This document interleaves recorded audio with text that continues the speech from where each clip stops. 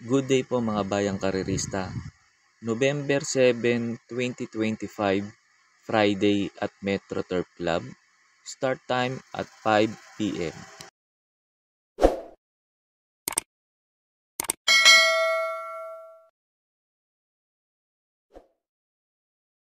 Start na po tayo, race number 1. Numero 4, Glorify. Ito para po sa akin. Sosoloin ko na po dito to sa race number 1. Medyo nalalamangan ako dito sa kabayo na to. Di bandera to. Last run nito, talagang hinabol niya yung mabilis na kabayo, si Victorious Babylin. Tingin ko walang mauuna rito. Wag lang piliting habulin ni precise move sa unahan. Tingin ko malaki chance makatapos ng karera to. Itong numero 4 Glorify. Kung may upset dito, tingin ko yung numero 6 na rin si Perpetuator. Pagkatapos nga po pala ng info ko dito sa race number 1, in-upload ko po yung last run ni Glorify at ni Perpetuator, saka yung laban nila nung maiden run ni Glorify at Perpetuator. In-upload ko rin para sure po tayo, para magkaroon po kayo ng idea kung susuloyin nyo po ba si Glorify o magpo-protection pa kay Perpetuator. Naglaban na to, tinalo na ni Glorify sa datingan to. Ang nanalo si 5 plus Cosa, kaya in-upload ko na din yun para mag-idea talaga tayo kung susuloyin nyo o magpo-protection kayo. Kaya po sa race number 1, numero 4, Glorify, para po sa akin, susuloyin ko na po. Woman, racing. Longevity looking for the lead. Right behind in second is All in One. Running in third is Velvet Haze. And leading the group is Perpetuator. And as they make the first turn, the lead now belongs to Hole in One. Hole in One by a length and a half over Longevity. Then running in third, closing in now is Velvet Haze. And Perpetuator is still last of all. So down the backstretch run, it's Hole in One still dictates the pace by about 3 lengths over Longevity, still in second. Then still in third is entry number 5, Velvet Haze, and leading the group still is Perpetuator. And as they hit the midway point, it's Hole in One still there in front. Coming closer now is Longevity together with Velvet Haze. 3 entries and now matching their strikes, but still dictates the pace is Hole in One back to a length lead against Longevity. Velvet Haze still in third, and still racing, and behind them is Perpetuator. Quarter of a mile to go, and it's still Hole in One by half a length. And here's the challenge coming from entry number 2, Longevity, but it's still Hole in One. Hole in One is still a length and a half lead against Longevity. Then trying its best now is Velvet Haze. Perpetuator, 100 meters left to go. Hole in One by about 2 to 3 lengths now against Longevity. And here's the finish line. It's all Hole in One for the Magic Millions Australia Stakes against Longevity was second. Perpetuator, Velvet Haze, that's the finish. And there we have it, Bayang Karerista. Our penultimate race is over and it belongs to runner number 3, Hole in One, written by PM Cabalejo. And our unofficial order of arrival, we have 3, 2, 4, and racing as they battle for the club. Don Juan de Manila Derby. We are victorious. Babylin break quickly to start rushing up now on the outside. And passing by the judge stand for the first time. We are victorious. Babylin and on the outside is a Glorify. Then 2 lengths further back in third comes Kankalu Queen. And going along for the first turn, we are victorious. Babylin. Moving up on the outside is a Glorify. Then 2 lengths back in third comes Kankalu Queen. Running by the rail now is Candy and Wine alongside. Now moving up on the outside is a Rumored. In the middle portion is a Generative. Down the back stretch they travel, we have victorious. Babylin enjoying a link lead. Then moving up now on the outside is a Glorify. Then here comes Kankalu Queen. Now moving up on the outside, rushing up is a Rumored. Down on the inside now is a Candy and Wine. Inside a Tres Octavo, bunch of entries now padding out for the lead. Moving up now on the outside is a Kankalu Queen. And now says it's my turn to take the lead. Then moving up now on the outside is a Dream Girl. Blue Mind Theory Light twice closing and Rumored. Victorious Babylin Generative. Then followed now by Candy and Wine. And they are now entering the home stretch. We have gone Galo Queen by Orling any hop. And on the outside second is a Dream Girl. Then here comes Candy and Wine moving up down on the inside. Generative is on the outside. And down the stretch they come. We have Candy and Wine. Kankalo Queen is on the outside, but it's still Candy and Wine second. Dream Girl then comes to Generative, Kankalo Queen. And there's an upset for race number 8, runner number 1, Candy and Wine, with J.A. Pastoral crossing the wire first here in race. And now let's go ahead and watch the instant replay by Karista. Away they go now. One in front is second by Glorify. Glorify, the front runner, followed by Concrete Solution. Running in third, Fortis Moliere. Around the outside now, 5 plus goes and followed by Bontrica. Around the outside now is the favorite Perpetuator. Down for the inside, Ice Angel. Then long way back to I Choose Kindness. But it's still Glorify with 2.5 lengths lead, followed by Concrete Solution. Here comes Perpetuator now running in third, and followed by 5 plus.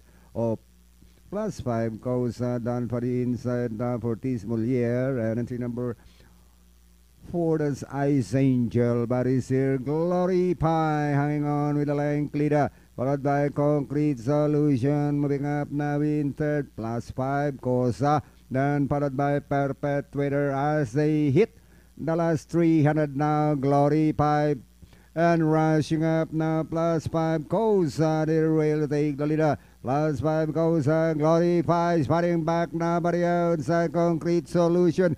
It's still plus 5 goes Glorify. 1 second on the outside. It's still plus 5 goes Glorify from the outside at the line. It's plus 5 goes Glorify, Concrete Solution, Perpetuator, then followed by I Choose Kindness. And that's it, Bayang Karista, for our race number 1. And we have an upset, runner number 8, plus 5, Cosa, with Jackie A.R. Villegas, crossing the wire first over number 3, Glorify. Then comes number 9, Concrete Solution, and the favorite Perpetuator in 4th. Let's go ahead and watch. Sa race number 2 na po tayo. Ito sa mga nagtitipid at kulang sa puhunan, pwedeng soloin to.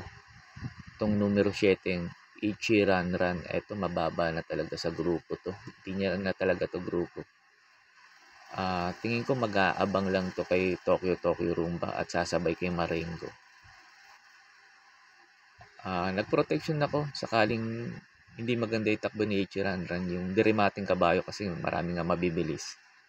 Ito pang protection ko lang, tingin kong makakarimate kasi binalik ulit yata kay Dan El Camanyero. Hindi ko lang matandaan kung siya rin yung last run na sumakay dito. Maganda lang isalida nito kasi problema nga rito kay Fearless. Hindi maganda manalida. Pag ito maganda sumalida at nakasabay kagad, tingin ko ito pwedeng umapsit kay Ichi Run Run, itong numero 5, Fearless. Kaya po sa race number 2, sa mga nagtitipid, pwedeng suluin numero 7, Ichi Run Run. Sa mga diadista, pwedeng pang protection to numero 5, Fearless. Sa race number 3 na po tayo. Numero 1, This Old Heart of Mine. Ito para po sa akin dito sa race number 3. Lamang na lamang po sa akin to. Kaya para po sa akin, sosoloin ko na po dito to sa race number 3. Itong numero 1, This Old Heart of Mine. Wala kasi gaanong mabilis. na pwede kagad sumabay rito. Si Mang Nano, may mabilis nga to kaso hindi naman ganun katulin talaga. Tapos yung Hinete, tingin ko hindi ilalaban ngayon to. Kaya tingin ko pag eto nauna at walang humabol at nakapagpahinga sa unahan, tingin ko malaki chance ang makatapos ng karera to. Kaya po sa race number 3, itong numero 1, This Old Heart of Mine, para po sa akin, susuluhin ko na po. Sa race number 4 na po tayo. Pasensya na kung nagtatlo ako dito kahit 6 lang. Tutusin pang all nga to kasi magulo tong lineup na to. Tapos sa race number 4 pa, kadalasan sa race number 4 nagkakalokohan. Pero pipili akong 3. Sana matapat dito sa 3 na to. Pamprimera ko yung numero 5, potential talagang napakababa na sa laban, baka ilaban na ng may-ari. Last run na ito na scratch. Tingin ko kung hindi na scratch at laban, may panalo din to dun kasi papabor sa kanya kasi dirimate to. Kaya di pwedeng iwan to itong numero 5 potential. Baka biglang ilaban na ng may-ari. Ang second choice ko, hindi banderang kabayo, numero 4, Winsome Maxine. Eto medyo mabigat lang yung peso, pero pag eto nauna at walang humabol nakapagpahinga sa unahan, tingin ko malaki panalo rito. Itong numero 4 ang Winsome Maxine. Third choice ko po yung numero 6, Sky Plus. Tingin ko mag-aabang lang to Sky Plus kala Winsome Maxine. Kaya tingin ko may panalo rin to dito.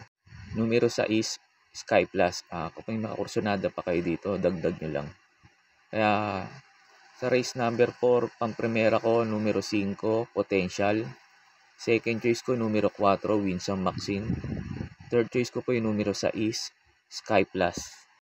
Sa race number 5 na po tayo. Dito sa race number 5, magulo rin race na to. Pag may mga kursonada pa kayo dito, dagdag nyo na lang. Pang-primera ko po dito yung numero 6, Lucky Fortune. Ito mababa na sa laban, maganda position. Tingin ko makakasabay kaagad to kala One for the Road, Golden Area Sinag sa unahan. Kaya tingin ko malaki chance na itong manalo na ngayon dito sa race number 5 itong numero 6, Lucky Fortune. Second choice ko po yung numero 2, Sinag.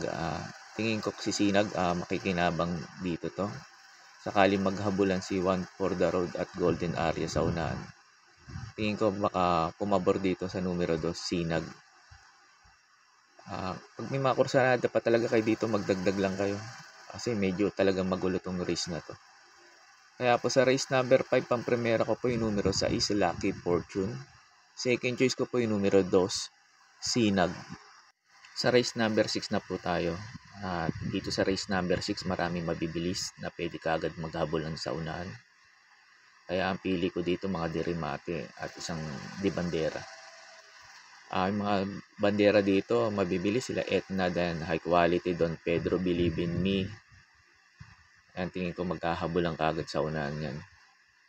Pang-primera ko dito yung numero 6, Achi Holy.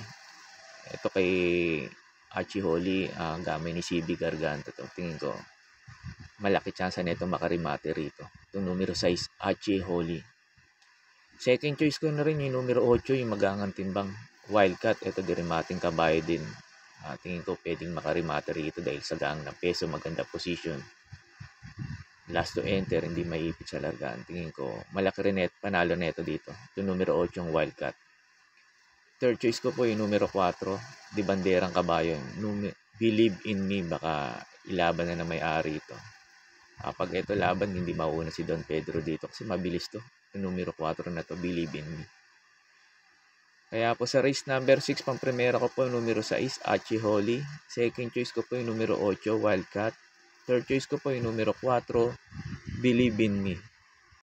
Sa last race na po tayo. Bago nga po pala ako magbigay ng info ko dito sa last race, makikiusap ulit po sana ako sa inyo na sana po mag-subscribe po kayo sa YouTube channel ko at pakitap na rin po yung notification bell para updated kayo tuwing mag-upload ako ng mga infos at videos ko po dito. Arnel Racing Tips, maraming salamat po. Sa last race na po tayo. Pang-primera ko dito yung numero 4, Hot Rod Hearts. Ito tingin ko pwede makarimate rito. Itong numero 4 na to, Hot Rod Hearts, mababa na rin sa laban to. Second choice ko yung numero 6, Beatrius. Tingin ko may panalo rin to dito. Tingin ko mag-aabang lang to kala Shakti at masayang tunay sa unahan. Pero tingin ko baka bumandera dito yung Shakti kasi mabilis tong kabayo na to. Pandihado ko po yung numero 8, Lake Apo. Ito si Lake Apo, last run nito. Tingin ko pala figure it out. Pagkakaalala ko, medyo malakas yung grupo na yun. Kaya tingin ko pwedeng rumimati to dito, itong numero 8, yung Lake Apo. Kaya po sa last race, pang-primera ko po, numero 4, Hot Rat Hearts. Numero 6, Beatrius. Numero 8, Lake Apo. Pag may mga kursunada pa kayo dito sa last race, magdagdag lang po kayo. Yun lang po, and good luck and happy racing po mga bayang karerista. Pagkatapos nga po pala nito yung mga pa-shoutout nyo po. May pa-shoutout po si Sir Del Monte Javier. Pinapa-shoutout niya po yung asawa niya, si Mary Chris Del Monte. Birthday po. Ma'am Mary Chris Del Monte, happy birthday po and more birthdays to come po. At sa mga taga Deparo OTB Caloocan, shoutout po sa inyo dyan. At Sir Del Monte Javier, shoutout din po sa iyo at maraming salamat po. Shoutout po sa inyo Sir Mario Bangasan na nagbabalik po sa pag-horse racing niya. Sana magsitama ka Sir Mario Bangasan at shoutout din sa iyo at maraming salamat po. May pa-shoutout po si Sir Marlon Magaan na pinapa-shoutout niya si Sin Desiree from Calamba, Laguna. Sin Desiree, shoutout po sa inyo. At Sir Marlon Magaan, shoutout din sa iyo at maraming salamat po. May pa-shoutout po si Sir Jun Liboy. Pinapa-shoutout niya si Glacy, Libre Mema, and Julia Angit watching from New Zealand. Shoutout po sa inyo. Sir Jun Liboy, shoutout din sa iyo at maraming salamat. May pa-shoutout po si Sir Leo G. De La Vega. Pinapa-shoutout niya si Danilo De La Vega ng Tondo, Madrid Street. Lagi daw nanonood dito sa YouTube ko. Sir Danilo De La Vega, Sir Leo G. De La Vega, maraming salamat po sa suporta nyo at shoutout po sa inyo. Shoutout po sa inyo Sir Manuel Tandes. Sir Manuel Tandes, shoutout po sa iyo at maraming salamat po.